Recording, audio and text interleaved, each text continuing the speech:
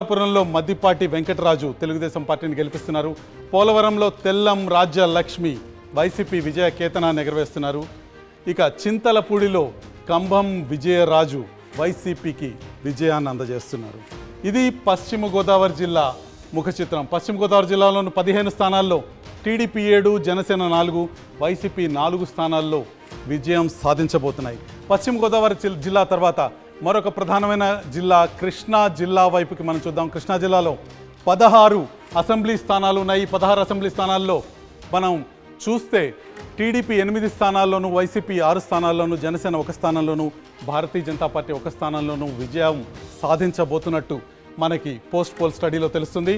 తిరువూరులో నల్లగట్ల స్వామిదాసు వైసీపీకి విజయాన్ని అందజేస్తున్నారు. నూజివీడులో మేకా వెంకట అప్పారావు వైసీపీకి విజయాన్ని అందజేస్తున్నారు. గన్నవరంలో యార్లగడ్డ వెంకట్రావు తెలుగుదేశానికి విజయాన్ని అందజేస్తున్నారు. గుడివాడలో వెనిగండ్ల రాము తెలుగుదేశం తరఫున గెలవబోతున్నారు. కైకలూరులో కామినేని శ్రీనివాసరావు భారతీయ జనతా పార్టీకి విజయాన్ని అందజేయబోతున్నారు. ఉప్పల రాము పెడనలో వైసీపీకి విజయాన్ని అందజేయబోతున్నారు. మచిలీపట్నంలో కొల్లు రవీంద్ర టీడీపీకి విజయాన్ని అందజేయబోతున్నారు. అవనిగడ్డలో మండలి బుద్ధప్రసాద్ జనసేన పక్షం తరఫున విజేతగా నిలవబోతున్నారు.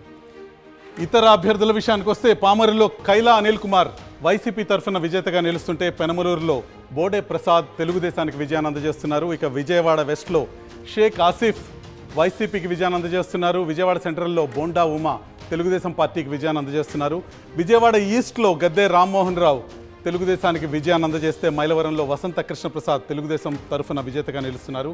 నందిగామలో జగన్మోహన్ రావు వైసీపీకి విజయాన్ని అందజేస్తున్నారు. శ్రీరామ్ తాతయ్య జగ్గయ్యపేటలో తెలుగుదేశం నుంచి విజేతగా నిలుస్తున్నారు. ఇది కృష్ణా జిల్లా 16 స్థానాల ముఖ చిత్రం. Telugu Desam party 8, Janasena party 1, Bharatiya Janata party 1, మొత్తం కూటమి 10 స్థానాల్లో విజయం సాధిస్తుంటే వైసీపీ కేవలం 6 స్థానాలకే పరిమితం అవడం మనకు కనిపిస్తుంది. కృష్ణా జిల్లా తర్వాత మరొక ప్రధానమైన జిల్లా గుంటూరు జిల్లా పరిస్థితి ఏంటో ఒక్కసారి చూద్దాం. గుంటూరు జిల్లాలో 17 అసెంబ్లీ స్థానాలు ఉన్నాయి, 17 అసెంబ్లీ సెగ్మెంట్స్ ఉన్నాయి. ఇక్కడ పెదకూరపాటులో భాష్యం ప్రవీణ్ తెలుగుదేశం పార్టీ తరఫున, తాడికొండలో తెనాలి శ్రవణ్ కుమార్ తెలుగుదేశం పార్టీ తరఫున, మంగళగిరిలో నారా లోకేష్ తెలుగుదేశం పార్టీ తరఫున, పొన్నూరులో ధూళిపాల నరేంద్ర తెలుగుదేశం పార్టీ తరఫున, వేమూరు నక్కా ఆనందబాబు తెలుగుదేశం పార్టీ తరఫున, రేపల్లి అనగాని సత్యప్రసాద్ తెలుగుదేశం పార్టీ తరఫున విజేతలుగా నిలుస్తున్నారు. తెనాలిలో జనసేన పార్టీ అభ్యర్థి నాదెండ్ల మనోహర్ గెలుస్తున్నారు. బాపట్లలో వేగేసిన నరేంద్ర తెలుగుదేశం పార్టీకి విజయాన్ని అందజేస్తున్నారు. ప్రతిపాడులో బూర్ల రామాంజనేయులు విజయం సాధిస్తున్నారు తెలుగుదేశం పార్టీ తరఫున. గుంటూరు వెస్ట్లో గల్లా మాధవి తెలుగుదేశం పార్టీకి విజయాన్ని అందజేస్తున్నారు. ఇక గుంటూరు ఈస్ట్లో మహమ్మద్ నజీర్ తెలుగుదేశం పార్టీకి విజయాన్ని అందజేస్తున్నారు. చిలకలూరుపేటలో ప్రత్తిపాటి పుల్లారావు తెలుగుదేశం పార్టీ విజయ కేతనాన్ని ఎగరవేస్తున్నారు.